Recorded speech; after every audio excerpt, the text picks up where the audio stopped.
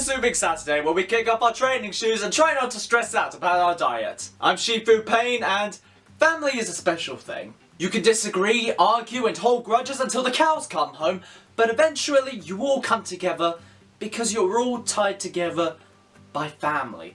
And that is the most important, precious thing in the world. So why not talk about one of the most famous or infamous families?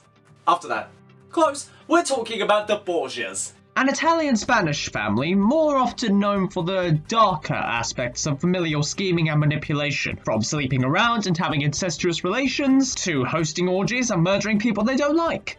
But hold on, why am I talking about these guys at all? I mean, what do they have to do with martial arts? Why am I talking about them instead of anything else? For one thing, they had a firm hold on the Italian military, and for another thing, I just want to. So let's not waste any time and get to the Borgias. Since this family is so large and there's so much ground to cover, we're only going to talk about the three most infamous members of the Borgia family, starting with the family patriarch, Rodrigo Borgia. Born in 1431 in Zativo, Spain, Rodrigo Borgia grew up being educated and primarily taken care of by his uncle, Alfonso Borgia, who had migrated to Rome and become a cardinal, building up a nest egg for the Borgia family in Italy. When Alfonso became Pope Calixtus III in 1456, he made Rodrigo a cardinal, who was 25 at the time. Rodrigo was an avid student of politics and finance, and all this was put to the test in 1492 when he became Pope Alexander VI. Rodrigo almost immediately reformed the papal finances and had strategized war against the Ottoman Empire. In 1494, French King Charles VII invaded Italy, planning to become the King of Naples. Rodrigo retaliated with an alliance with the Turkish king Bayezid II, and the resultant alliance helped to push the French out of Italy. Political matters are one thing, but personal matters are a completely other thing, and when you're Pope, they are really another thing. Popes are generally not allowed to take a wife or have children, or at least they weren't at the time, but the papacy tended to look the other way if you had children but kept them private or secretly were married. Rodrigo respectfully did neither. In total, Rodrigo had 10 children, and the 4 he had with his mistress Venosa Catoni were publicly recognized and given significant positions in government or propagated in some way by Rodrigo himself. A papal no-no if ever there was one. After his favourite son, Giovanni, was murdered in 1497, Rodrigo released a load of reforms and restrictions, including a restriction on the papal court, which was not a popular decision on the side of the papacy, coupled with his belligerent ignoring of Pope etiquette, and Rodrigo was in hot water. His career was tarnished for years and written as full of corruption, prostitution, incest, and murder. But in reality, Rodrigo was a cunning political player and had great conviction in his religious beliefs. Rodrigo was also a patron of the arts and had multiple centers erected for art to flourish, including the University of Rome, as well as the restoration of the Castel Sant'Angelo, had the Vatican palaces embellished, and commissioned Michelangelo to draw plans for St. Peter's Basilica. Rodrigo finally passed in 1503 from unknown causes. It's most commonly speculated that he was poisoned, but sources are limited. Funnily enough, after he died, he was shuttled around Rome in a morbid cross-city round of hot potato, until he was finally laid to rest in too small a coffin after the team of arrangers had to beat his body into the space. What a way to treat a pope. From here, let's switch gears and take a look at some of Rodrigo's 2 away from a dozen children, starting with the inspiration for Machiavelli's The Prince, Cesare Borgia.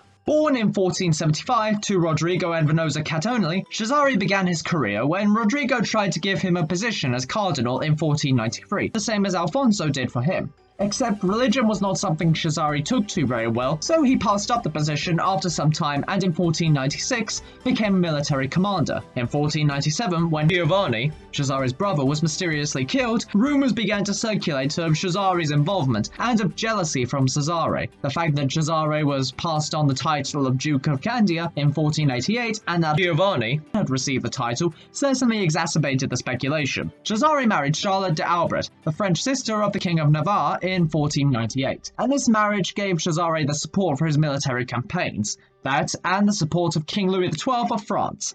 Primarily, Cesare wanted to re-establish control of the papal states, but he also wanted to secure the position of the Borgia family for the next generation, as well as carve out a chunk for himself. Now's a good time to outline Cesare's primary character.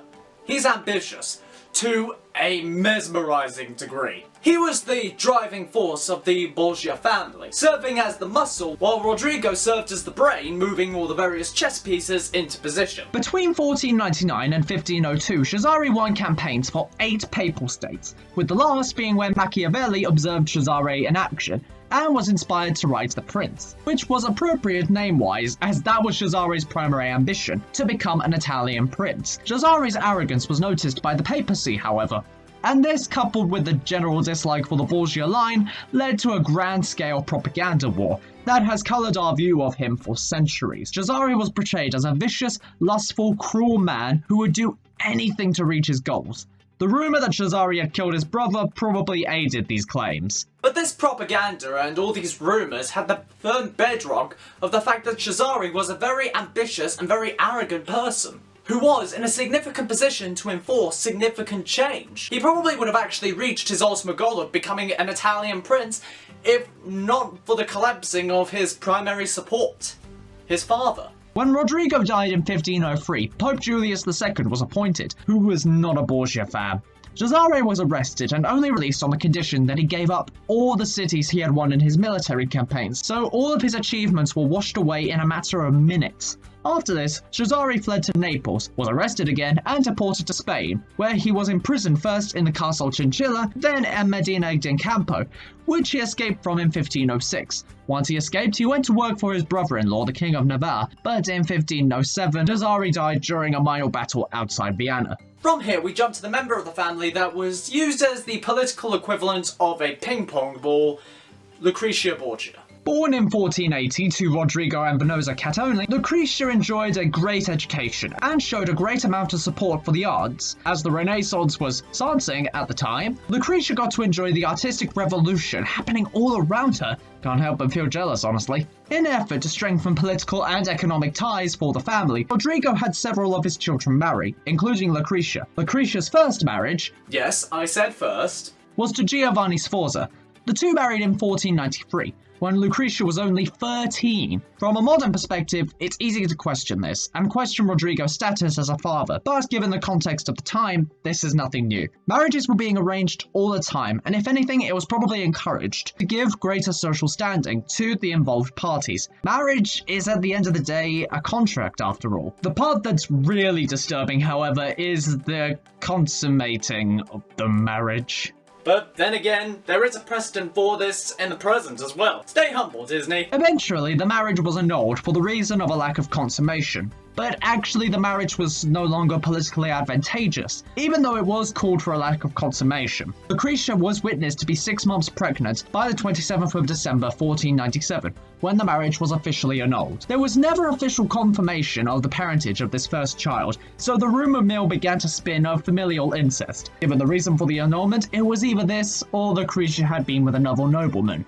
Marriage number 2 came in 1498, so a year later, to Alfonso of Aragon, the Duke of Bellagise, and the son of the King of Naples. But in 1500, Alfonso was stabbed repeatedly and then ultimately strangled after surviving the first attempt by employees of Cesare. Reasons for this vary from a personal feud to the need to secure an alliance with France. Lucretia's third and final marriage was in 1502 to Alfonso d'Este, the Duke of Ferrara.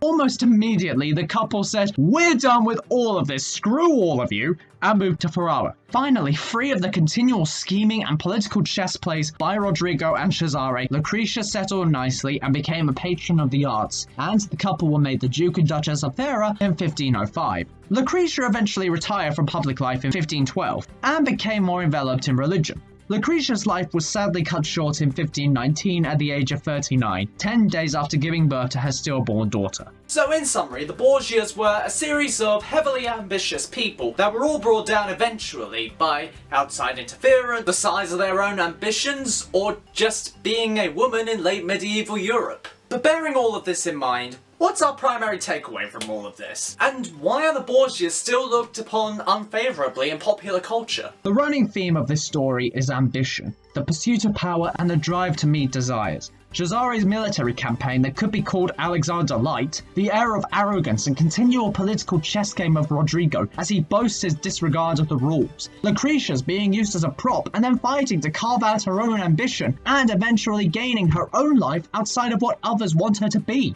And I think that ambition scares us. There are always going to be those people that try to tear down determined and driven individuals with criticism and jeers. Why?